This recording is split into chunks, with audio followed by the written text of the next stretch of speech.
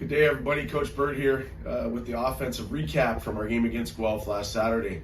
Obviously, losing 41-35 wasn't what we wanted to happen. Offensively, we were able to put up 500 yards of offense, but sometimes that can be a little bit of smoke and mirrors. There are certainly ebbs and flows in the game, some peaks and valleys. We stalled, in the bunch of times in the game, but we were able to regroup and certainly persevere. And credit to the offensive line for getting off the ball against a tough defensive front with Guelph. Nick Sua had a good ball game running the ball, 16 carries for 116 yards and a big 25-yard touchdown where he truck sticked the middle linebacker right in the A-gap there and kept going. Anthony Miller did a good job in a backup role and gaining 70 yards or so. And overall, the run game was fairly effective. Nolan Caban was able to pull down the ball a few times and look Trey Ford-esque. Not really.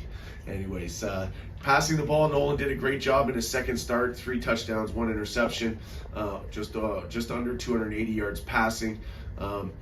Stood in there and took it on the chops on the 1 touchdown pass to James Basilega. Overall, Nolan's performance was pretty good, especially for his second game starting. Certainly looking to develop and grow him in that role.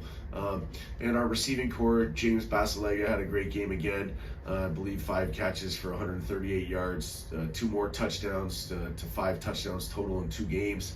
And the return of Justin Sukar, number 88, he had a good game as well. 7 catches for, I believe, just under 90 yards receiving. The receivers, did a good job overall. And we missed Gordon Lamb, who was sitting out due to a suspension, and we'll get him back for McMaster. So obviously big things to move ahead towards McMaster. Lots of stuff to always clean up, even when you put 500 yards of offensive up.